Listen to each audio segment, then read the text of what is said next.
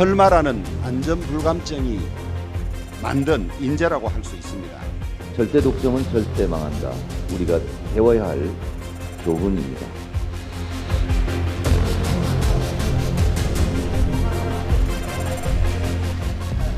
이번 주말은 아마 카카오를 쓰시는 우리 대부분의 국민들께서 서비스 중단으로 많이 힘드셨을 것으로 생각하고 있습니다. 이게 민간 기업에서 운영하는 망이지만 사실상 국민들 입장에서 보면은 국가 기반 통신망과 다름이 없는 것이고, 일단은 제가 주말에 과기부 장관 보고 직접 상황을 챙기고 정부가 그 예방과 사고 후 조치에 대해서 어떻게 대응을 해야 되는지 검토를 시켰습니다. 그 카카오가 현재 메신저라든지 아니면 택시라든지 그 시장에서 차지하고 있는 점유율이 상당하지 않습니까? 일부에서 독점 얘기도 나오는데 그런 구도 자체가 정부가 개입이나 개선에 대해 좀 고민을 해봐야 되는 부분이 있다라고 보시는 겁니까? 그렇습니다. 저는 기업의 자율과 창의를 존중하는 자유시장 경제 사고를 저는 갖고 있습니다만은, 그것은 시장 자체가 공정한 경쟁 시스템에 의해서 자원과 소득이 합리적으로 배분이 된다라고 하는 그런 것을 전제로 하는 것이고요. 만약에 독점이나 좀 심한 그런 과점 상태에서 시장이 왜곡되거나, 더구나 이것이 국가 어떤 기반 인프라와 같은 정도를 이루고 있을 때는 저는 국민의 이익을 위해서 당연히 제도적으로 국가가 필요한 대응은 해야 된다고 생각합니다. 네. 근데 이제 그런 문제는 이런 공정거래위원회에서 지금 검토를 하고 있는 것으로 알고 있습니다. 네.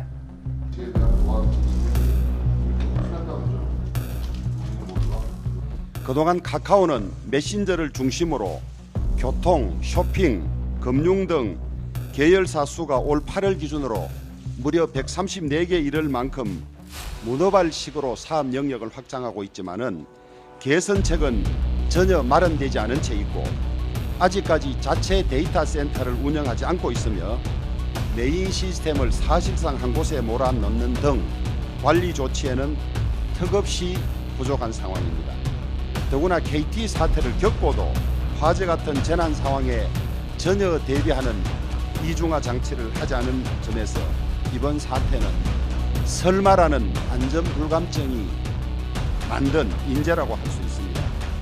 정부로서 초절전 데이터 센터를 분산 가동하겠다던 카카오톡은 절대 독점은 절대 망한다. 이번 카카오 서비스 재난 사태에 대해서 우리가 배워야 할 교훈입니다. 데이터 사무실에서 불이 났다고 그러는데 그게 아닙니다. 그냥 두꺼비 집이 내려간 겁니다.